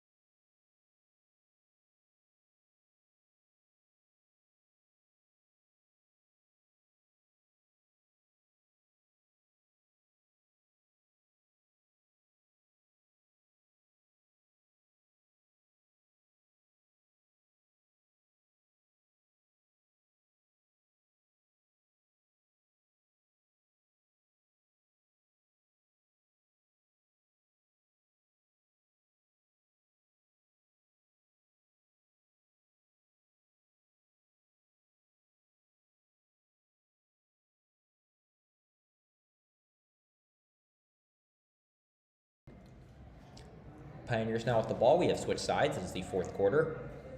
Owen Neslage, empty backfield. He's going to throw this one, and that is caught. And he'll step out of bounds, a nice gain of 5. First stringer Larry Robinson staying in the game, possibly at his own request, as it seems like the entirety of the field right now is made up of sophomores. But Larry Robinson's still in the game. Owen Neslage, the southpaw, with a gun to Larry Robinson on the sideline. Perfect game, 7 yards. Third and what looks like 4 for the Niners. Snap, empty backfield once again. He'll launch this one, and that is tipped, and it is on the ground. No interception there, but it will be 4th down and 4. Kirkwood on their own side of the 50. You imagine a punt here, although it looks like their offensive personnel is staying on the field. It's a nice vote of confidence in your defense there, who has given up 0 points this game. The 6 points McCluer scored was off a special teams play. I'm not going to say anything false start on McCluer there. Wow, egregious offense.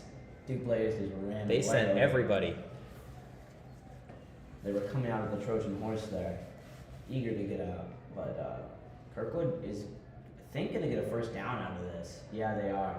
Moving the chains. Kirkwood's got first down. Fresh set of downs here. They're at the 41. They were going for it, so no low blocks. They're going to keep the same team on the field, probably run the same play.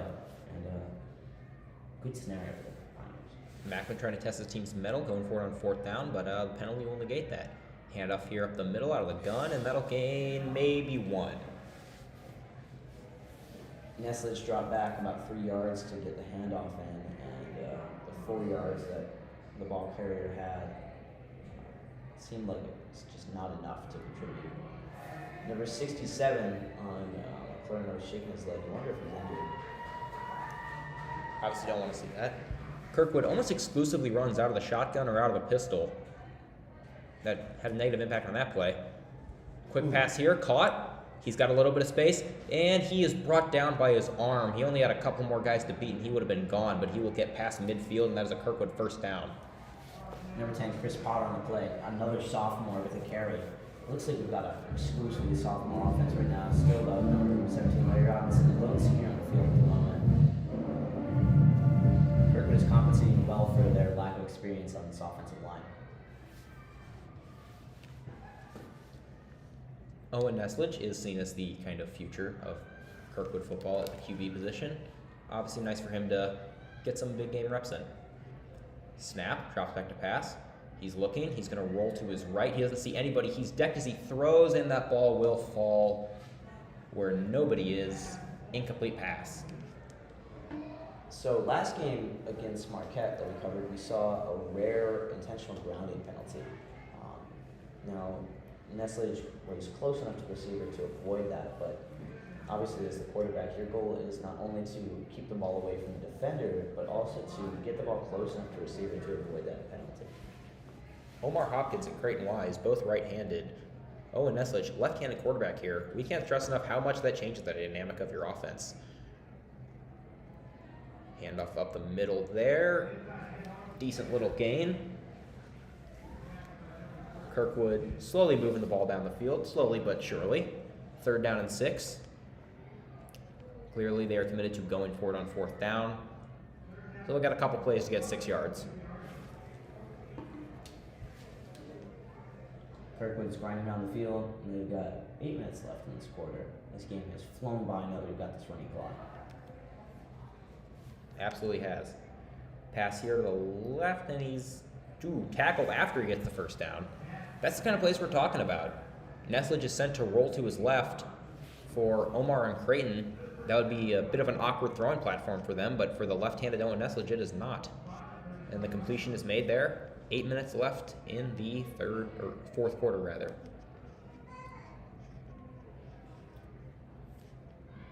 Some late substitutions here.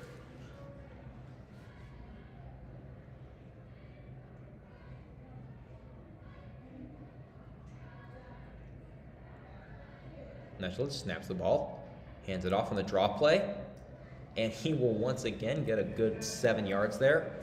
This is what you want to see. They're not really breaking it open. They are just hammering the run, pounding away, and getting 1st downs as they go. If I'm Jeremy Macklin here, that's my goal, is just to grind down the field and score with the offense that I've been given by my stringers. Looks like Larry Robinson is still on the field. He obviously had the catch on that last 1st down. Looks like they're favoring that side. Hand off to the left this time. They are trying to hand off as many different places as possible.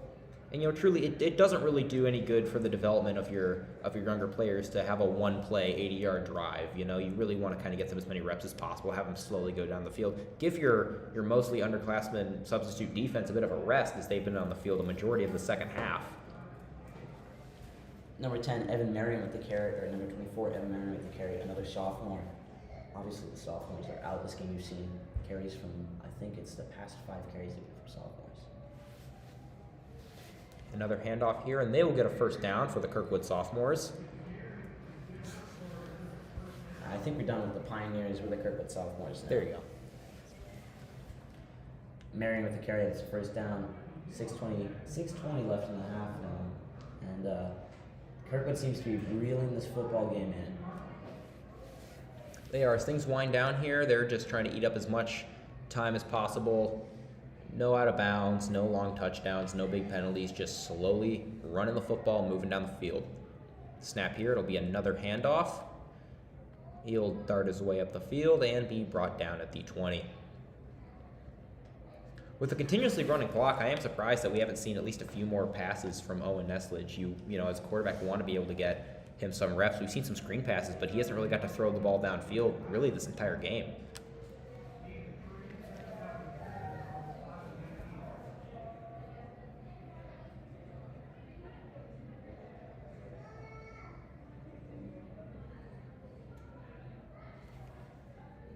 Snap, hand up, and he will throw it. Just as I said that, a little bit behind the receiver, he was hit as he threw, though. It'll be an incomplete pass. The clock will continue. Check that. The clock has stopped now at 5:17. It'll be a 3rd down and 7 for the Pioneers on the 19-yard line. They are up again 45-6 over the McCluer Comets. It's a 39-point lead. So I'll bring us back to what we began the second half talking about, is this running clock rule. 35-point deficit. If the deficit reaches 35 points in an 11-man game, as per MISHA regulations, the clock does not stop running. And you've got 5 minutes left in the half now, and it's 45-6 Kirkwood. It's looking like the Pioneers are going to come home with the win, send McCluer to 0-8 and Pioneers to 4-3. So with that imminent, let's talk about what's happened this game. Well, certainly with the handoff here, he's streaking to the right and he powers through a man and he's down. But yeah, you know, Kirkwood has had some mistakes this game, had some things they obviously need to iron out. But overall, I think they put in a strong performance in a game that, you know, they knew they were going to win, but you still want to be able to, you know, put your best foot forward and really drive the ball well. And I think they've done that. I think everybody on their team has played overall pretty well. Wholeheartedly agree with that assessment.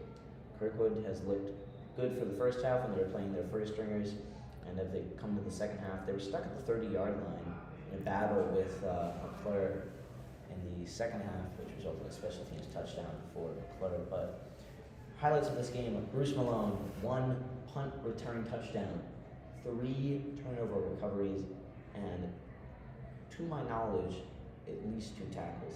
Had a phenomenal game. He's out now. Larry Robinson with 10 receptions this game. Deion Brown with 2 touchdowns. Kirkwood is looking ahead to the championship season. Certainly they are. And obviously in the second half, they've also looked a little bit to next season with their second stringers in. Kirkwood in the red zone here at a 2nd and 9 from the 11-yard line. Getting to the 2-yard line would mean a new set of downs and a 1st and goal. Kirkwood line up on the left hash here. 2 receivers on the right side. Sends his tight end in motion, and the whistle will blow. It'll be a timeout for McCluer. Their first charge timeout of the half. Both teams now have 2. Clock will stop here at 3:31 remaining in the 4th quarter.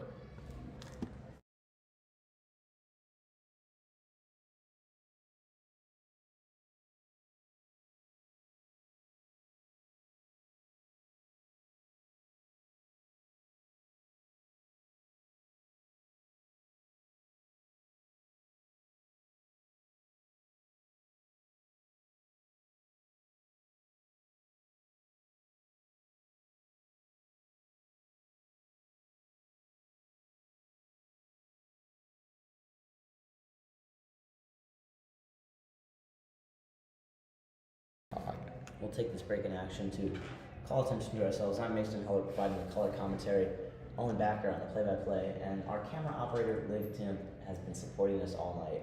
I wouldn't want to go without shouting her out one more time. We were struggling last game with technical difficulties. She's come and swept this away, and we are back in business. Handoff here to the left side. Oh, and it's a big fight for yards. There's a dog pile that ensues. We'll see with the official signal. I believe he got the 1st down. That was a strong run there. We'll get to the 4. No, it'll be 3rd down and 2 at the 4-yard line. The 1st down here would set them up with a 1st and goal from the 2-yard line, with 3 minutes remaining here in this 4th frame of the game.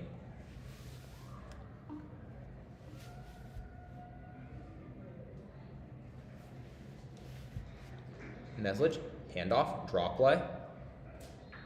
Doesn't quite get to the end zone, although he might have enough for the 1st down. We will see. No, it'll go for naught. It'll be a 4th down and 2 from the 4-yard line, and the Pioneers will go for it. Obviously, you're not going to send up Miles Kruger here with this big lead. It'd just be kicking a dead horse. Kirkwood's going to go for it with their younger guys trying to get some reps in. I'm thinking you just toss Evan Marion over the top of this tussle. Would you agree? Yeah, you know, 2 yards is a bit distant for that, but I think he could definitely make it. Clock is winding. 5 seconds left on the play clock here. Kirkwood is going to be forced to use a timeout or get a delay of game call. And they do use a timeout. That was their second charge timeout of the half. They now have 1 remaining. McCluer with 2.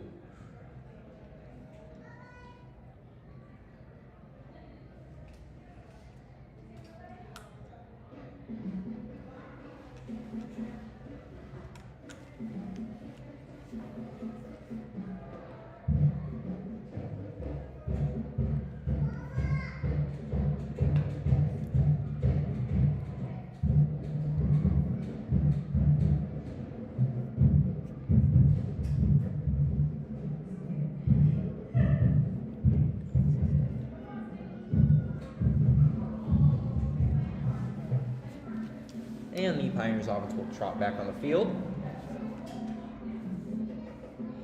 2:09 remaining in the game.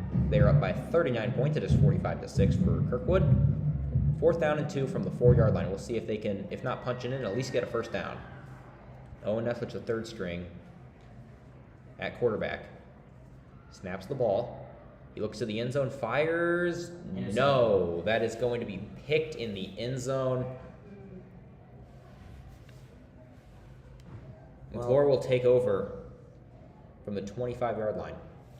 The good news for the Pioneers is there's only 1 minute and 50 seconds left in this game. We talked about this. The running clock laws set by Misha meant that the clock's been running almost the entire second half, and it's gone by in a breeze compared to that first half.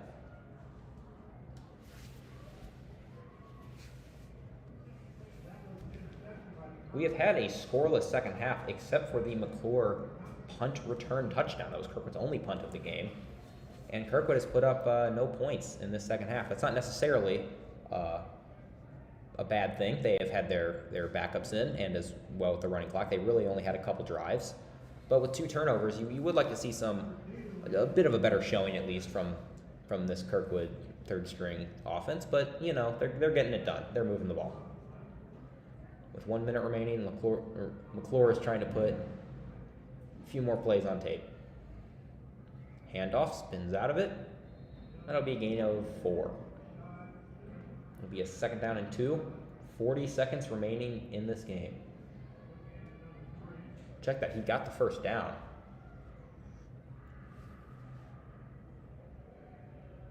Launches this one deep, and it is, outpaces both the receiver and the defender. The clock now at 27 seconds. Looks like things are winding down here. Teams preparing for the handshake line.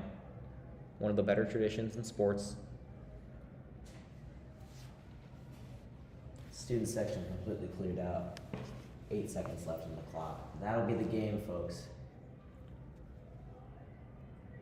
That's it. Your Kirkwood Pioneers, 45, McCluer Comets, 6. That's the final score. The student section very proactive about beating the traffic. Smart. It is an absolute nightmare to get out of the Essex parking lot. Everybody knows this.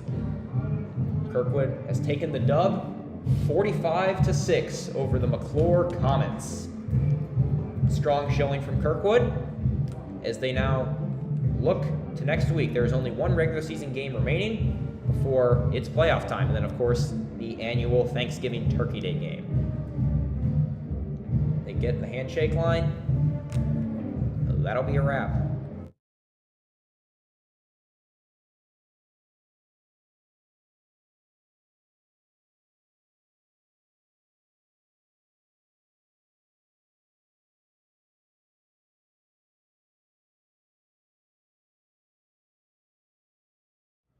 All right, from all of us here at Kirkwood Call, KHTV, Kirkwood High School, thank you for joining us for this beautiful Friday night for football. I'm Owen Backer. I'm Mason Heller. And I'm Liv Tim. Thank you very much for watching. Signing off for KHTV. See ya. Let's go! Let's go!